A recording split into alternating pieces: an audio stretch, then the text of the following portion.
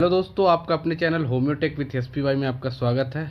मैं engineer SN Yadav आपका अपने चैनल में स्वागत करता हूं। हम लोग सबसे पहला क्वेश्चन देखेंगे कि एक समबाहु त्रिभुज एबीसी जिसकी त्रिज्या दी हुई है 12 सेंटीमीटर और केंद्र ओ वाले एक वृत्त के अंतर्गत बना है।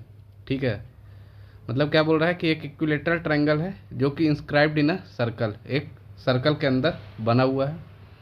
तो बोल रहा है प्रत्येक भुजा की लंबाई ज्ञात कीजिए त्रिभुज की। तो ये तो हमें पता है कि इक्विलेटरल ट्रायंगल की जो होती है दोस्तों, सभी साइड्स क्या होती है, इक्वल होती है। ये चीज़ हमें बहुत ही अच्छे तरीके से पता है, राइट। तो हम लोग सबसे पहले एक सर्कल ले लेते हैं जिसके अंतर्गत क्या है, एक इक्विलेटरल ट्रायंगल है, राइट। चलो एक इक्विलेटरल ट्रायंगल भी ले लेते हैं, ट्राई करते हैं।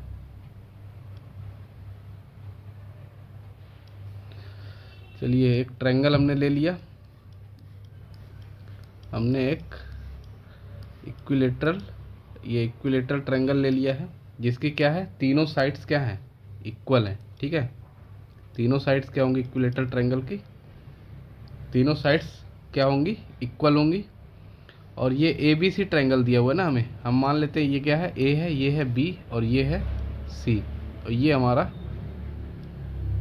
ओ सेंटर है। ठीक है, अगर जो इक्विलेटरल ट्रायंगल इंस्क्राइब्ड रहेगा एक सर्कल में, मतलब एक सर्कल के अंदर इक्विलेटरल ट्रायंगल रहेगा, तो उसका रेडियस जो होता है दोस्तों वो होता है आर बराबर ए बाई रूट 3। ठीक है, तो जहाँ पे आर क्या है सबको पता है, रेडियस ऑफ द सर्कल, और ए क्या है, ए जो है हमारा साइड्स ऑफ इक्विलेटरल ट्रायंगल है। ठीक है, समझिएगा, हालांकि ये तो एक लाइन का है। ठीक है, साइड्स ऑफ इक्विलेटरल ट्रायंगल है। यहाँ पे क्या ए बी बी सी और सी ए क्या है, इक्वल है। तो ओ ए, जो ओ ए है, ओ सी ओ बी है, और ओ ए ओ बी और ओ सी भी क्या होंगे, इक्वल होंगे। जिसका क्या होगा, आर बराबर क्या हो जाएगा, ये ओ ए ओ बी और ओ सी कितने के बराबर हो जाएगा, 12 के बराबर हो जाएगा। तो 12 बराबर ए बाई रूट 3, तो ए बराबर क्या हो जाएगा, साइड्स बराबर 12 रूट 3। ठीक है, साइड्स बराबर क्या हो जाएगा, 12 रूट 3। तो इसका जो है डी आंसर सही हो जाएगा। ठीक है, तो देख लीजिएगा ये क्वेश्चन क्या है, लोग इसको छोड़ के चले जाते हैं कि यार ये टफ क्वेश्चन है, समझ में नहीं आता, लेकिन ये सब बहुत ही ईजी है अगर आप एक बार लगाए हुए रहते हो तो। ठीक है, नेक्स्ट क्वेश्चन देखेंगे दोस्तों। क्या दिया हुआ है कि एक हमें स्फेयर दिया हुआ है, ठीक है, और जिसका सरफेस एरिया क्या है, 900 पाई है। तो सबसे पहले हम डायग्राम से समझते हैं कि स्फेयर दिखता कैसा है। ठीक है, स्फेयर दिखता कैसा है, तो ये देखो, ये हमने एक स्फेयर ले लिया, ये हमारा देखो ये स्फेयर है। ठीक है, आप लोग की अंडरस्टैंडिंग अच्छी हो इसके लिए मैंने ये डायग्राम बना दिया है। तो ये हमारा क्या हो गया, स्फेयर हो गया, जिसका ये मान लेते ये हमारा, एक मिनट,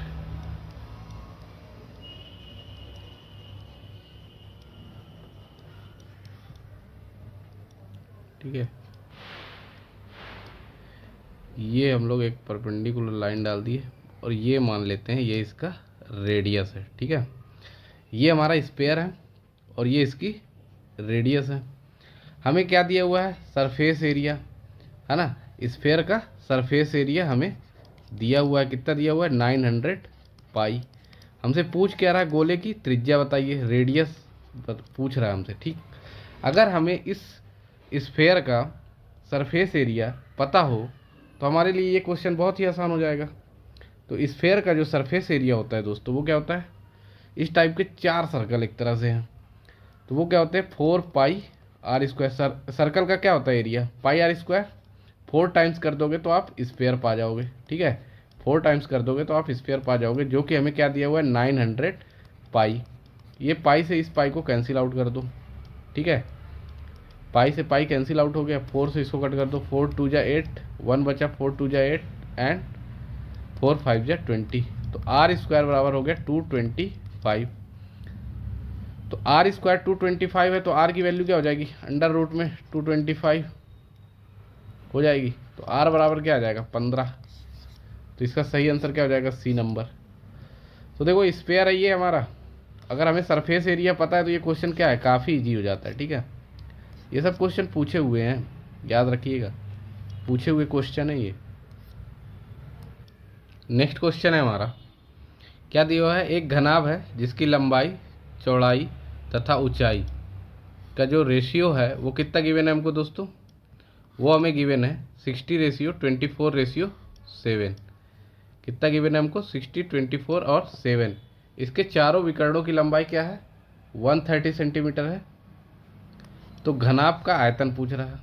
ठीक है, घनाभ का आयतन पूछ रहा हमसे।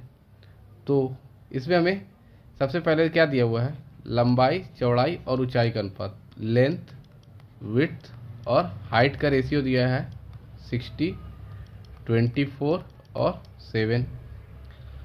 और इनके चारों विकर्णों की लंबाई, each diagonal length of each diagonal, length of each diagonal कितना दिया हुआ है, ये दिया हुआ है 130 सेंटीमीटर।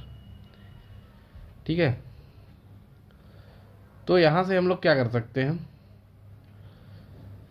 हमें पता है कि जो लेंथ ऑफ डायगोनल होता है दोस्तों, क्या होता है, length of diagonal equal to, जो कि हमें 130 दिया हुआ है, अंडर रूट में ये जो लेंथ, विड्थ और हाइट है ना, उसका एक तरह से स्क्वायर होता है। तो ये हो जाएगा लेंथ का स्क्वायर प्लस विड्थ का स्क्वायर प्लस हाइट का स्क्वायर। ठीक है, तो इसको अगर हम लोग सॉल्व करेंगे तो क्या बन जाएगा, 130 का स्क्वायर, अंडर रूट हटाना है तो हमको क्या करना होगा, 60x का स्क्वायर, हम लोगों ने लेंथ विड्थ हाइट को 60x, 24x और 7x एज्यूम कर लिया है।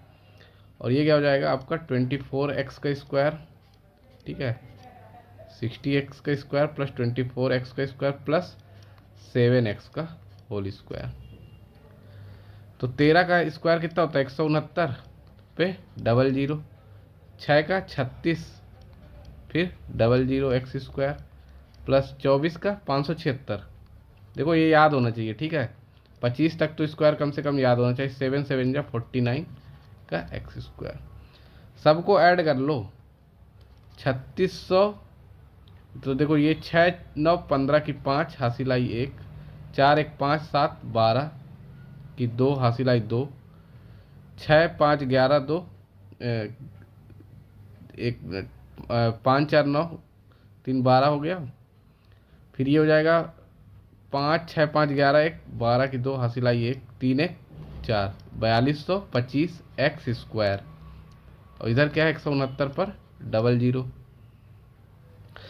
अच्छा, यहाँ पे आप ये चीज़ देख पा रहे हो, आपको 5 का मतलब जैसे अगर 15 लिखा हुआ है तो 15 का स्क्वायर क्या होता है, 225।